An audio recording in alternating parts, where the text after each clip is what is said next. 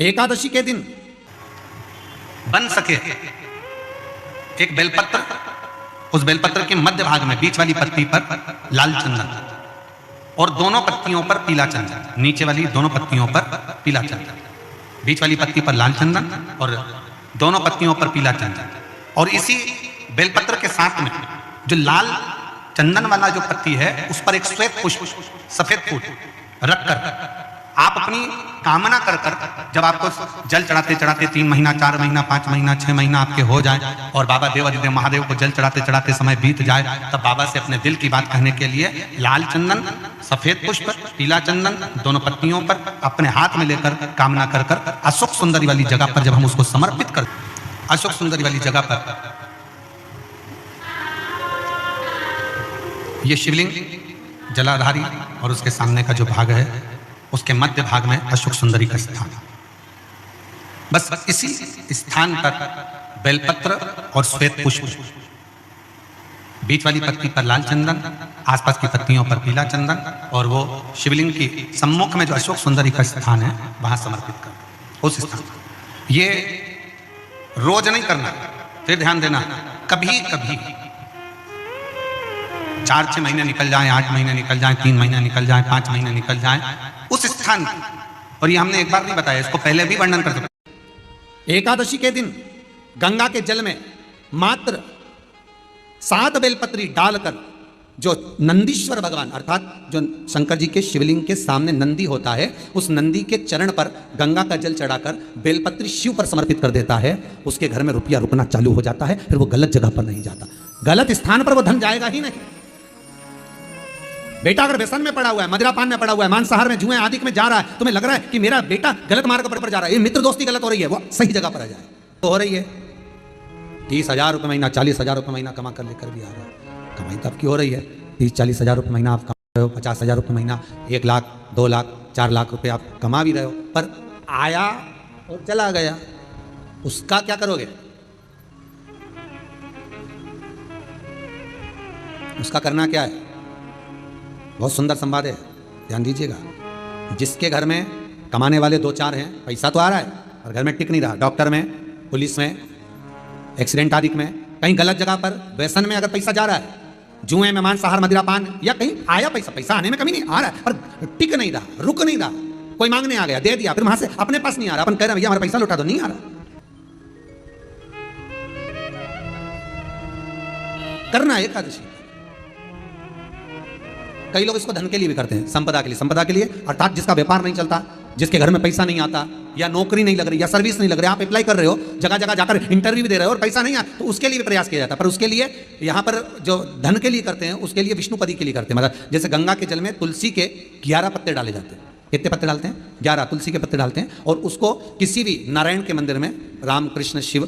शंकर नहीं, राम कृष्ण भगवान विष्णु, दत्त आदि जितने नारायण के मंदिर हैं, उस मंदिर में किसी भी पात्र में, एक छोटे से पात्र में उसको भरकर रखी जाते हैं महाराज। उससे भी जॉब, सर्विस, नौकरी में सफलता प्राप्त हो जाती है, परंतु वो भी एकादशी को ही होता है। कुछ देर तक पात्र को रखा जाता है, फिर वही पात्र का जल किसी भी वृक्ष के नीचे डाल दिया जाता है, उससे भी नौकरी के लिए फायदा मिलता है। गंगा का जल कोई साधारण नहीं। पैसा धन ज़्यादा आने लगे तो पत्नी को कहना चाहिए कि देखो थोड़ा बहुत मेरा मन है, शिव महापुराण की कथा हो जाए, या फिर कहीं सत्कर्म में लग जाए, कहीं ब्राह्मण भोज, साधु भोज, सन्यासी भोज, गुरुजन में, संत जन में, साधु जन में, तपस्वी जन में कहीं लग जाए। ये धर्म पत्नी, जहां धर्म जुड़ा हुआ हो वो धर्म। महाराज कुछ तिथियां होती हैं, जिन तिथियों में अगर आप रोज गंगा का जल शंकर को नहीं चढ़ा सकते तो शिव महापुराण कथा कहती है, स्कंद पुराण कहती है, विष्णु पुराण कहती है, गर्ग संहिता कहती है, गीता पुरुष गोरखपुर का कल्याण का गंगा अंक कहता है कि कुछ तिथियां भारत की भूमि पर ऐसी वर्णित है जिन तिथियों में भी गंगा का जल हम शिव को अगर एक बूंद भी समर्पित कर रहे हैं, गंगा का जल मात्र एक आधी चम्मच भी, आचमन जितना भी अगर हम शिव को समर्पित कर रहे हैं तो उसका सुख आनंदित है। जैसे पंचमी तिथि, नवमी तिथि, दशमी तिथि, एकादशी, प्रदोष, पूर्णिमा, अमावस्या, ये तिथियां हमारे यहाँ जो दी गई हैं, इन तिथियों में अगर हम गंगा का मात्र थोड़ा सा जल भी अगर जल के पात्र में डालकर गंगा जी का जल थोड़ा सा भी शिव के पास लेकर जा रहे हैं तो ये एक भाव अपने भीतर होना चाहिए कि आप केवल गंगा का जल साधारण शिव मंदिर में समर्पित नहीं कर रहे हो, आप गंगा का जल भले अपने घर से लेकर जा रहे हो और थोड़ा सा भी जल ले जाकर अगर शिव को समर्पित कर रहे हो तो तुम्हारे भीतर यह भाव होना चाहिए कि मैं गंगोत्री से जल भरकर सीधे रामेश्वर में ले जाकर गंगा के जल को समर्पित कर रही हूँ श्रावण के महीने में या अन्य महीने में आप शिव को समर्पित करें। यह आपके भीतर एक भाव उत्पन्न होना चाहिए। एक बात आपको कही थी गुरु महिमा में कि घर से जब निकला करो ना तो भगवान देव अधिदेव महादेव का नाम लेकर श्री शिवाय नमस्तुभ्यम। घर से जब निकलो कोई कार्य के लिए जा रहे हो तो आप श्री शिवाय नमस्तुभ्यम का स्मरण कर जाइए। आप किसी काम के लिए आगे बढ़ रहे हो श्री शिवाय नमस्तुभ्यम का स्मरण कर जाइए। जिस समय आपके मुख से श्री शिवाय नमस्तुभ्यम का स्मरण हो जाए या शिवलिंग का स्पर्श हो जाए या शंकर का अनुमोदन कर कर ओम नमः शिवाय बोलकर या राम बोलकर कृष्ण बोलकर शिव बोलकर आपके भीतर जो रमा हुआ है, आप राम को मानते हैं आप राम को मत माने, हम मना नहीं करेंगे। आप कृष्ण को माने तो कृष्ण को माने, हम मना नहीं करेंगे। आपका दिल जिससे लगे, आपका चित्त वृत्ति जिससे लगे, और उस पवित्र भूमि में ना जाने कितने साधक, कितने साधु, कितने तपस्वी, कितने संत, कितने महात्मा, कितने जोगी, कितने सन्यासी, कितने ब्राह्मण जन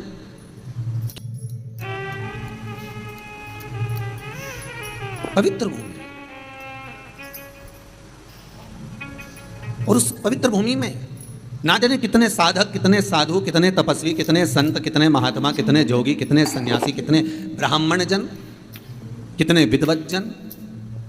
इस भारत की भूमि पर भ्रमण करते रहते हैं, तब साधना करते रहते हैं, उपासना करते रहते हैं, मंत्र जाप स्मरण करते रहते हैं। और जब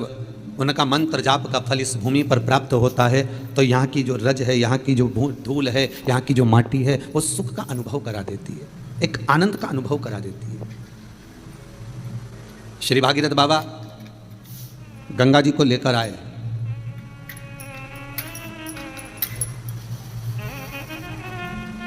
भागीरथ बाबा तो गंगा जी को लेकर आए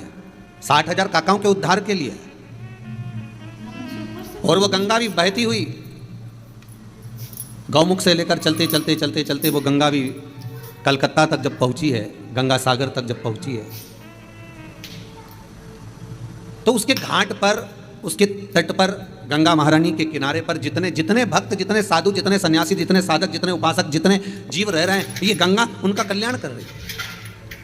और जो उसकी शरणागति में जा रहा है गंगा उसका उद्धार कर रही है। गंगा किसको संवारती है?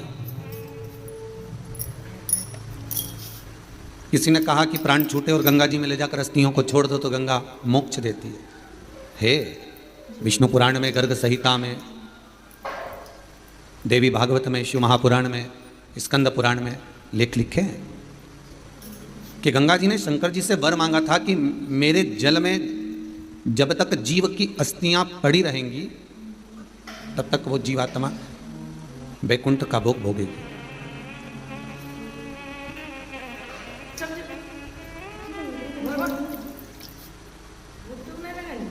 पर गंगा जी ने एक बात और कही,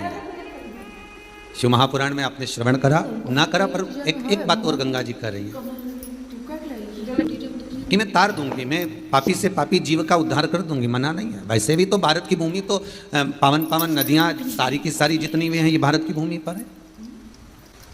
ये भारत माता पर विराजमान है,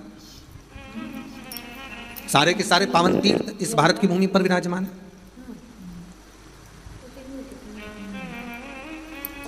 पुण्यमय नदियां, पुण्यमय तीर्थ, पुण्यमय तालाब, सरोवर जितने भी हैं ये सब इस भारत की भूमि पर हैं। गंगोत्री में आप लोग गए होंगे, कई लोग गंगोत्री, बद्रीनाथ के जो 4 धाम हैं, यमुनोत्री, गंगोत्री, केदार और बद्रीनाथ। विष्णु पुराण में कहा 3 तरह से मरे हुए व्यक्ति की गति नहीं है, उसको मोक्ष नहीं है। पहला पानी में डूब कर मरा हुआ, दूसरा सर्प के डसे से मरा हुआ, तीसरा स्त्री के हाथ से, नारी के हाथ से मरा हुआ व्यक्ति, इसकी गति नहीं है, मोक्ष नहीं है इसकी। इनकी गति केवल एक है, वो है शिव महापुराण की कथा। अगर कोई पानी में डूबकर मर भी गया है तो उसके परिवार का, उसके कुल का व्यक्ति अगर एक बार शंकर की कथा भले यहाँ आकर ना सुने, टीवी के सामने भी बैठकर सुन रहा